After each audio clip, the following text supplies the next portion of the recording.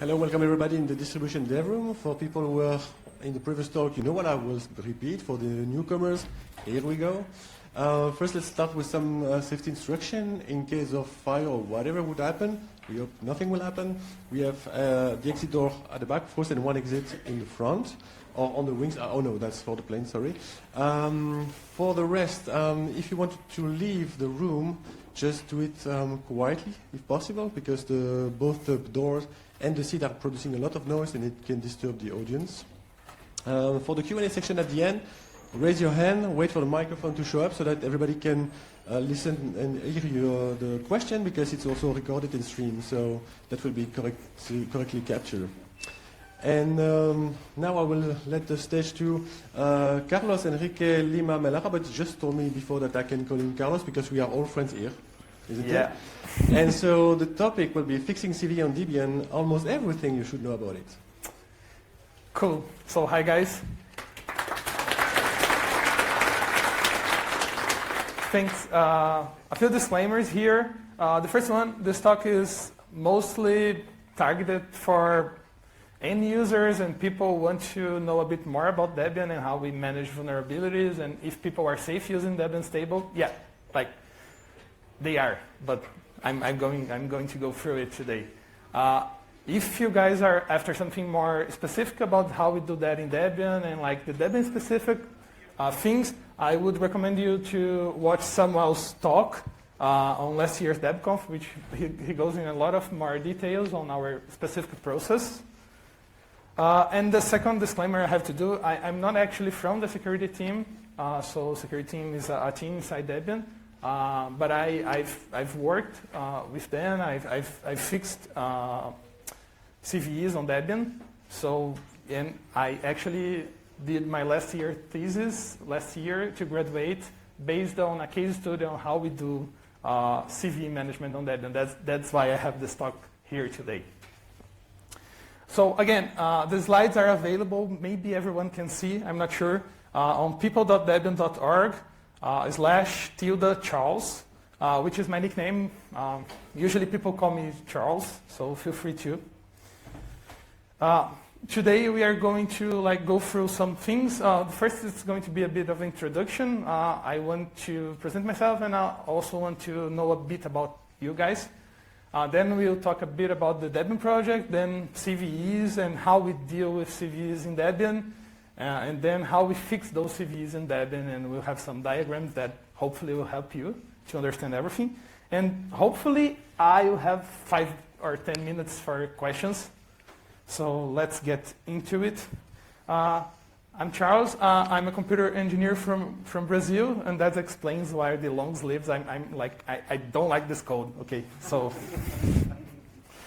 back in university, those two topics, InfoSec and free software, were like my passion. And SID, I did a lot of work with other students. We created this. In Brazil, we call extension groups. Like it's made of students, and we do lots of stuff. The free software group, this photo is from Fedora release party, but I had to put my Debian t-shirt and go there talking about Debian because yeah, that's what I do.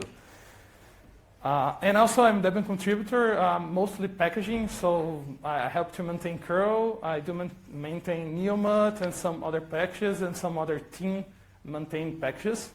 But I also try to help on localization, so getting Debian into Brazilian Portuguese, because if we want to be the universal operating system, we need to be available on every language in the world. So I'm also a Debian developer, and the first time I attended a DebConf, which is our annual conference, was 2022 in Kosovo, and I'm there. And today I work in an embedded systems company, which is called Teradx, and I do embedded stuff there related to Debian, but not exactly. So now it's time for questions for you. So if the answer is yes, you please raise your hand. Is this your first time hearing about Debian? Hopefully no one. Oh, okay, one. That's nice. I get to introduce Debian to another person, so it's nice. Have you ever used Debian? Perfect. Have you ever installed Debian? So I would say so. Yeah. Okay. Do you know what CVEs are? Okay. Have you ever seen a CVE? Okay, so I will leave and you know everything, so. Okay, so do you know how Debian fixes CVEs and the process? That was the last question. If you all guys knew it, so let's talk a bit about the Debian project first, so we can get a sense of what it is.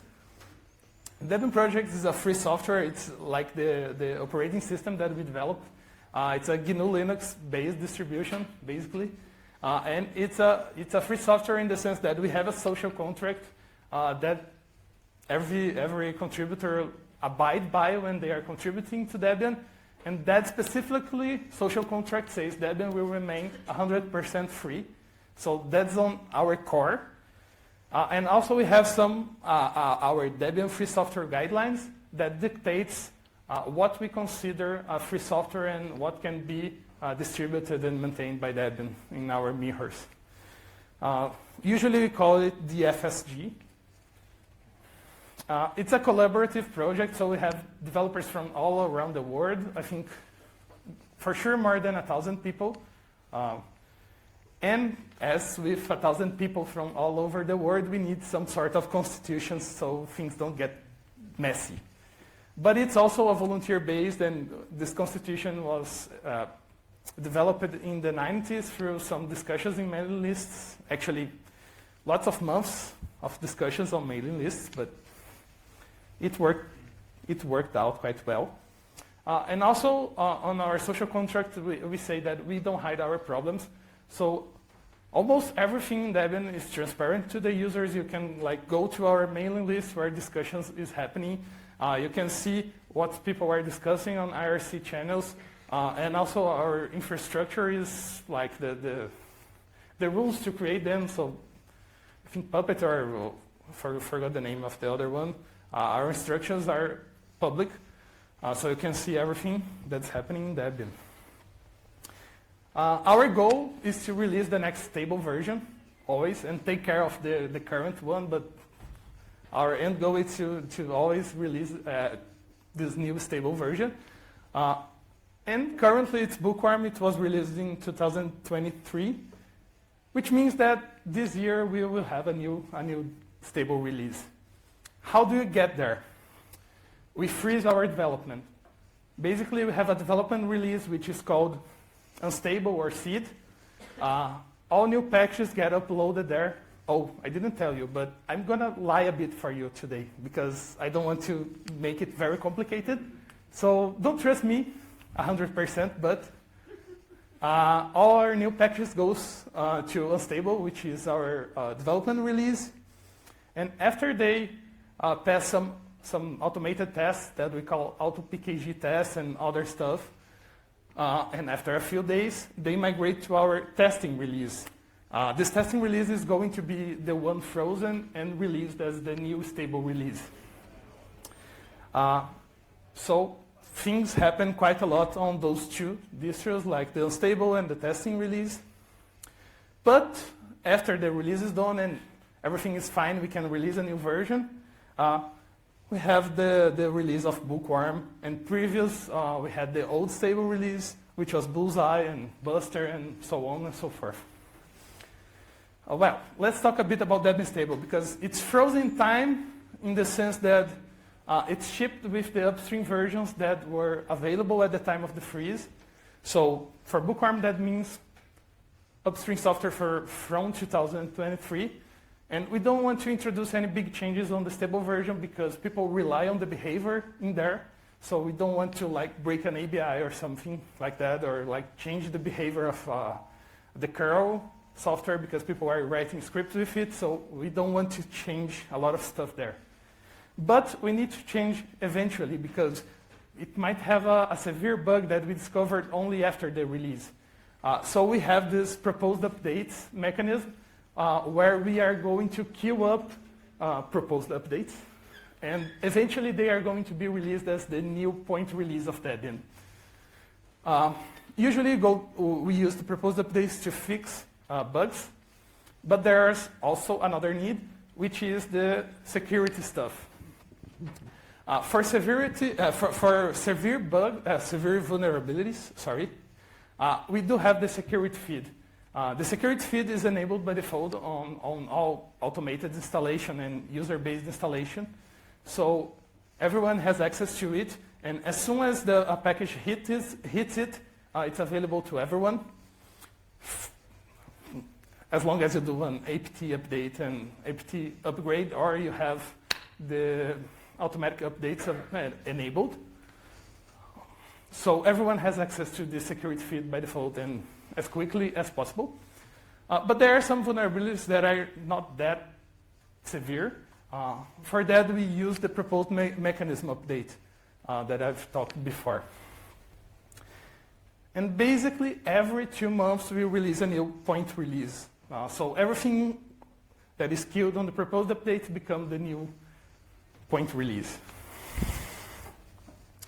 So let's briefly talk about the CVE and what they are. Basically, it's a bit of an overloaded word, but the CVE ID is like this global identifier that's unique for each vulnerability. And it follows this format, CVE, year, and a unique number for that year. The CVE itself contains more metadata, so it has like the title, which CNA issued the CVE, the published date, the description, and it is basically the main data source worldwide for CVE management and security stuff. A few things to consider: it's a crowdsourced effort, so a lot of people working on it. They are mutable, so you have to consider that things can change during the lifetime of that CVE, so be careful to that. And also, sometimes it can contain misleading information, like we are not perfect, maybe someone missed a version that introduced the vulnerability or something, so it needs to be updated. How can I get a CVE? Because that's an important question. You get a CVE contacting a CVE number authority, or CNA. I said, look, I found this thing. I think it's a vulnerability. Can you issue a CVE ID for it? They work in a hierarchical system, so we have the top-level root that is MITRE, and we have some sub-CNAs attached to it. We have the root CNAs, and then we have some more sub-CNAs attached to these ones. I have to say that Debian is one sub-CNA, so we have the power to assign CVE IDs, but we only do it for Debian and for specific things for Debian. So if you find a vulnerability on, I don't know, Firefox, you shouldn't report to us. You should report to, probably there's an open source CNA that's more general you should report to. But a few things that every CNA has a pool of CVE IDs that they can issue, and they can grant these IDs as they see fit, but they can be disputed by other people, so also be careful about that. Well, we know about CVEs, we know a bit of Debian. Now let's see how Debian deals with CVEs. The main people that are going to take care of this stuff is the security team. Currently, they are the security team is composed by 10 people. Those are the members. They are delegated by our project leader, and these are the members per se of the security team. But the security team has some contributors that gather around and like try stuff and help, and they also have assistants that can do this work for them. They have many tasks, so let's break down a few of them. They release our security advisories, which are basically an advisory saying, oh, look, in Debian stable we have this vulnerability. It has this potential impact. This version that we've released fixed it in Debian stable, and you should update as soon as possible. And there's a lot of data there, like the CVE ID, the DSA ID, and more stuff that you can follow links and discover things. So the security team does that part of writing it. They also manage embargoed vulnerabilities. When a vulnerability is too spread or too dangerous for everyone, it's kept private until multiple parties can agree on a date to turn it public. And so during this private time, we call it embargo time. So only people that really need to know about it get to know about it, and people try to fix it as soon as possible and release the fix before the date that it's going to be made public. We also have the proposed updates that we might use to fix minor CVEs. So the security team has to manage that too. So which version fixes what, when it's going to be released and all that. They also handle some special packages. A few examples are those big packages that we can stay on a fixed version. Linux is one of those. We update to every stable release that Greg makes. Firefox, Chromium are also one of those. There are a few more, but I'm not going to go through all of them. They also have to handle the incoming mails, because there is a mail that you can send that only gets to the security team, and they have to triage bugs because they receive information of vulnerabilities in there. And they also have a private key, so you can send encrypted mail to them, and only the members of the security team have access to the private key, so only they can read those emails, and they have to manage this key. And they also manage our pool ID of CVEs that we can issue. And they manage the security tracker, that is the most important thing, I think, for us. Oh, my cell phone got crazy. Why the security tracker is important? Because it's the thing that manages, that do our vulnerability management. It's basically a Git repo of TXT files following some default formats for us. They contain information about everything, the CVEs on Debian, all the CVEs, even the ones that don't affect Debian. And it's constantly updated through the CVE list that Mitra makes available. And so we get around 80 CVEs per day, which we need to triage and see, does it affect Debian, does it not, should we fix, should it not? And also they receive information for Mitra, distros at OpenWall, Vins, and you can directly mail them through this email address. We also generate a website with that information that you can see here. I think these are the CVEs for curl. I'm not sure, but you can have access at security-tracker.debian.org. And every vulnerability needs to be evaluated, and we need to have a call to action on what to do with them, and if we need to release a DSA. Obviously, anyone can contribute to this, so you can triage things for the security team. They will review your work. You can fix the vulnerabilities in Debian. You can submit a merge request for the package maintainer through the BTS or our GitLab instance, which is Salsa. And the security team has to make a decision if they are going to release a DSA or not in the end. So for CVEs, we have basically three options. We can apply the fix and release the DSA. This is usually the things that happen for severe vulnerabilities. So the XE or everything that's remote code execution, we are going to manage it and fix it before it's public. And then on the day that it's going to be made public, we also make it available on our security feed and send the DSA to inform everyone.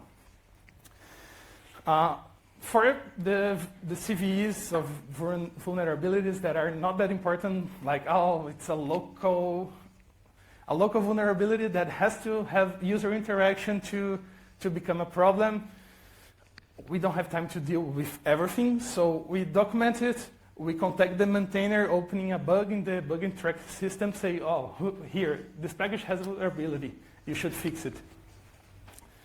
Or sometimes it's just too complicated or involves a lot of stuff. We are going to break a lot of reverse dependencies if we introduce this fix, and there is a mitigation available, so the system admin can mitigate it. We just document it and we don't do anything. We do fix these vulnerabilities via backporting those changes because the upstream, they receive this information, oh, you have a vulnerability. It's on this part of the code. They just make a new commit, fix it, and release on the new version of their software. For us, it's a bit different because we have some older versions that are kind of frozen in time when the stable release was released. So we don't have the flexibility to just grab the new code and inject there most of the time. So we need to backport those patches. So see the difference, see how it fixes the CVE, and then make the change and release a new Debian release. We are not changing the upstream release, we are just changing the Debian release. So usually that shows you that you have an updated stable package.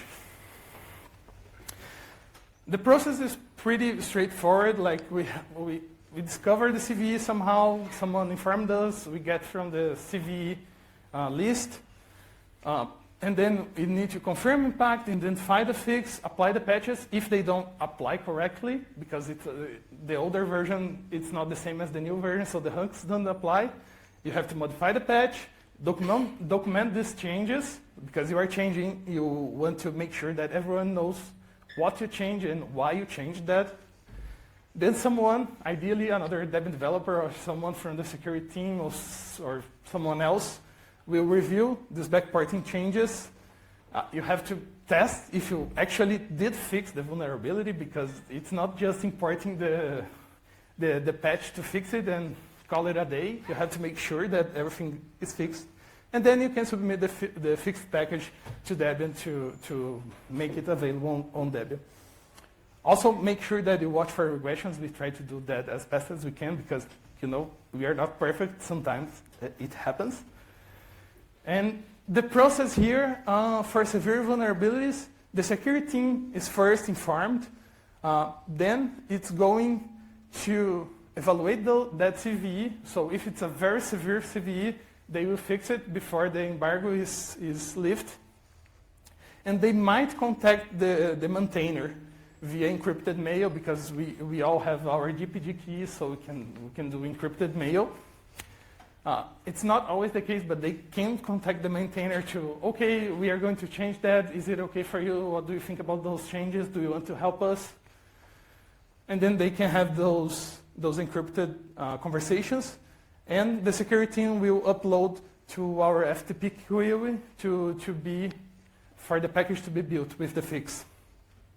Then the package is built. It's going to the security feed when it's time to lift the embargo. And they craft a DSA and send the mail when the patches are available on the security feed. One thing to note, that all happens on security team's infrastructure. It's not the same as our regular build Ds. So everything that happens in there, only the security team has access. So we can comply with the embargo without a problem for our severe vulnerabilities. For the minor vulnerabilities, the security team just receive those informations, they evaluate the CVE, they say, okay, it's fine. The fix is there, but it's a minor vulnerability. We are not going to fix it ourselves. So they do contact the maintainer via the bug tracking system in Debian, so the maintainer can know that there is a vulnerability and they can fix it. When the maintainer wants to fix it, he will go through the vulnerability, see the fix, try to apply on the package, test everything. Oh, okay, it's fine. He's going to upload to our proposed updates queue. It's going to get built, and it's going to be available on our proposed updates feeds. So those two are like the main ways of doing this stuff. Via the proposed updates, which is a regular process that we do to also fix another bugs, or via the security infrastructure, DSA, everything else that's available to everyone as soon as it's released. So I think that's the main idea I wanted to give you. It's a bit difficult because 30 minutes to talk all that, it's way too short. I will be here at FOSDEM until 6, 7 p.m. So if you guys want to talk to me, go ahead, and do we have questions or comments? A lot.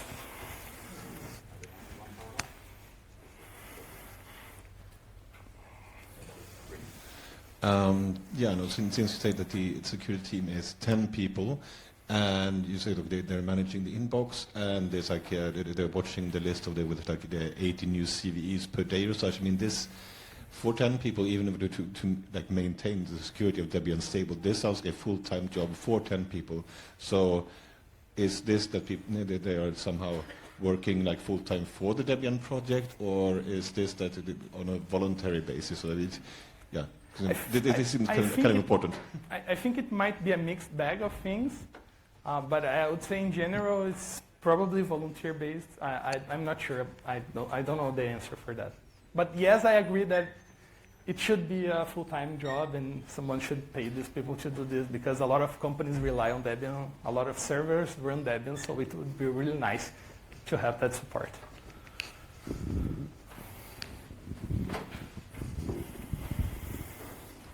Do you have a complete separate build environment for all the security build? Yes. For all, so you have for each platform supported in Debian, you have your own build machine.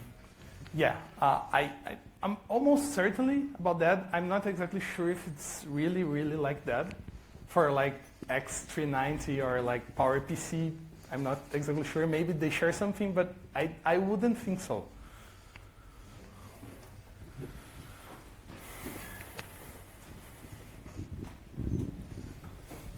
The question is, can regular users create CVEs, or maybe other companies that are use the base, Debian base, to customize distribution?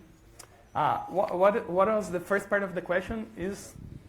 If any regular user of Debian can create the CVE. It's not that simple, but if you think you found a vulnerability, you can mail the security team and said, look, I think this is a vulnerability. Can you help me? Probably they will forward you to the right place because probably it's not the Debian CNA that has to issue the CVE. But yeah, they can help you. Another question. Some vulnerabilities were marked as ignored. Are you transparent why they have been flagged like this? Yeah, I mean, like, if the vulnerability is not under embargo, you can like check the Debian-security IRC channel. You can mail them. You can like take a look on the security tracker because they also do Git commits, and in the commit messages there are explanations to why the thing was treated or not, or evaluated as severe or not. Yeah, it's public. For embargoed stuff, usually it goes in via encrypted mail on distros that open walls, so it might not be that transparent to us. Do you have more questions? Yeah. Hi. Hi. So Javi from the Alma Linux build system team, and I've been working on errata stuff recently, and I'd like to talk with you later, if you don't mind. Cool. Yeah, we can catch up later. Cool. So I think. Oh, wait. Okay. Another one one. last question. Isn't it sometimes more risky to backport than to just actually pick the major version of some software project? Let's say a stable project like kernel. Yeah. As I said, there are some software that does not completely follow this in Debian. So like Firefox, the kernel, Chromium, a few libraries also pick up new versions. Like I think OpenSSL might be one of those. But we do have a lot of automated tests going on this. So ideally, we can try to catch up these regressions. Yeah, I mean, like, it's not a perfect science. Sometimes we will make a mistake. But, yeah. I mean, like, it's a topic for another whole talk about this. Time's up, so thank you, everyone, and I'll be here.